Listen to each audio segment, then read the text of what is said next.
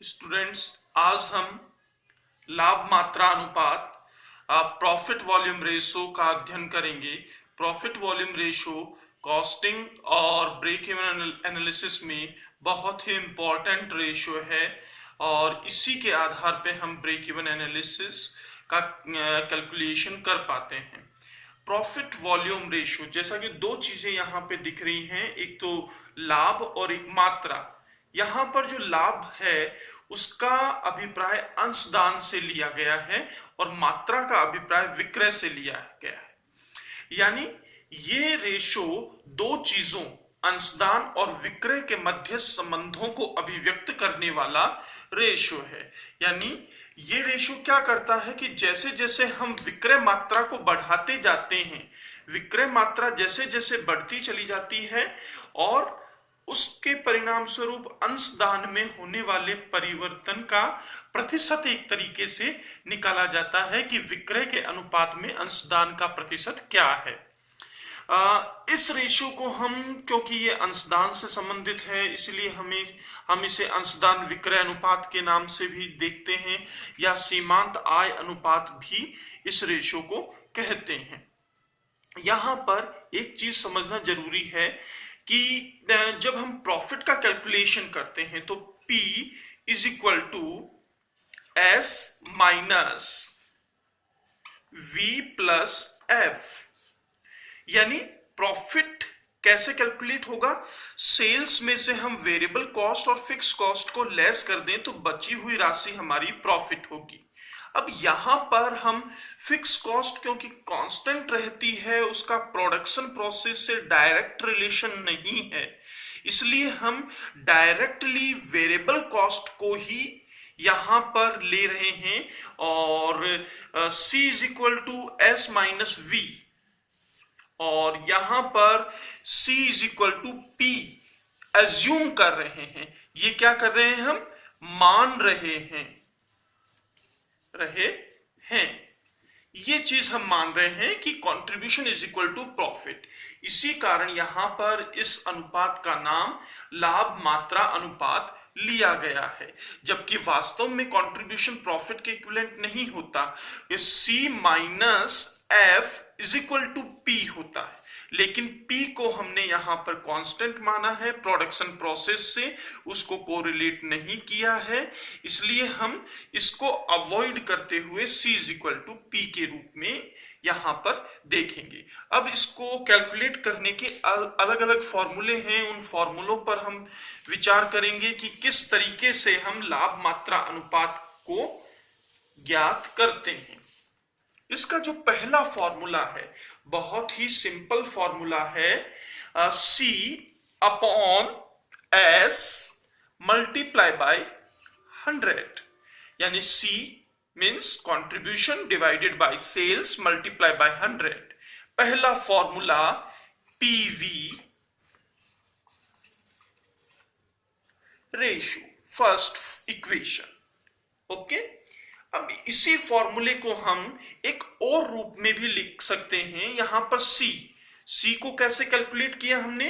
S minus V is divided by S multiply by 100। ये भी हम इसको लिख सकते हैं। तो ये हमारा सेकेंड इक्वेशन यहां पर बन के आता है।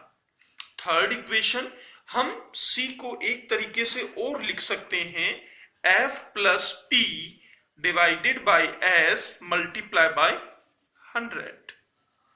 ये हमारा थर्ड इक्वेशन यहां पर आता है। फोर्थ इक्वेशन हमारा इंपॉर्टेंट है, ये थोड़ा अलग टाइप का इक्वेशन है। यहां पर 1 minus VC variable cost divided by sales whole multiply by 100। ये हमारा फोर्थ इक्वेशन है। ये चार इक्वेशन उस कंडीशन में हैं जब हम सेल्स की एक यूनिट दी हुई हो कि हमने 10,000 यूनिट सेल की है या 12,000 या 50,000 रुपीस की सेल की है।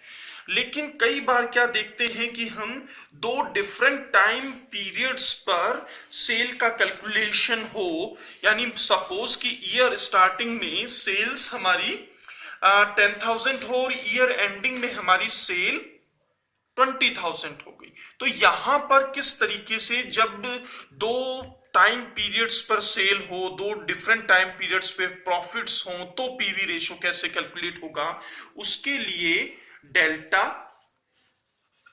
Profit divided by delta sales multiply by 100, ये इसका फिफ्थ इक्वेशन है।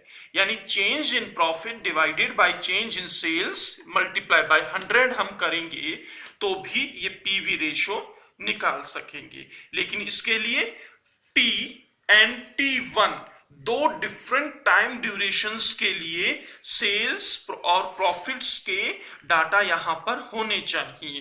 तो ये इसका फॉर्मूले थे। अब हम एक छोटा सा एग्जाम्पल लेंगे, छोटे से एग्जाम्पल से सॉल्व करके देखते हैं कि किस प्रकार से ये कैलकुलेशन हो सकता है। मान लो कि यहां पर सेल्स, हमारी जो सेल्स है, sales is equal to 80,000 rupees.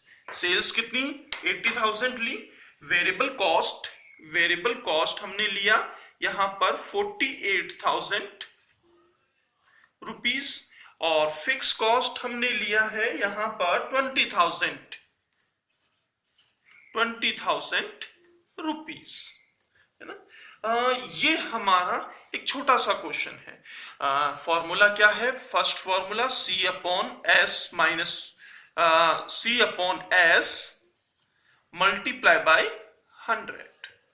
तो सबसे पहले हमको C कैलकुलेट करना है। C is equal to S minus V, then C is equal to 80,000 minus 48,000 is equal to क्या बच गया? यहां पर कंट्रीब्यूशन आएगा 32,000 बचेगा।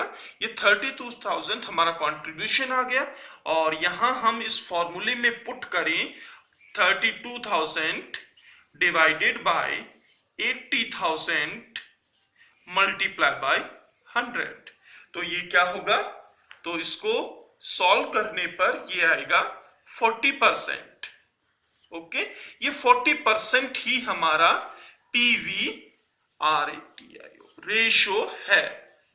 अब हम इसको, अभी हमने जितने भी 5 फॉर्मूले देखे, उस 5 फॉर्मूले में से फर्स्ट 4 फॉर्मूलों से हम अगर इस क्वेश्चन को कैलकुलेट करते हैं तो ये सेम आंसर आएगा। आंसर में किसी भी प्रकार का चेंज यहां पे हमें दिखाई नहीं देगा। तो इस तरीके से हम सरलता से लाभ मात्रा अनुपात का कैलकुलेशन कर सकेंगे।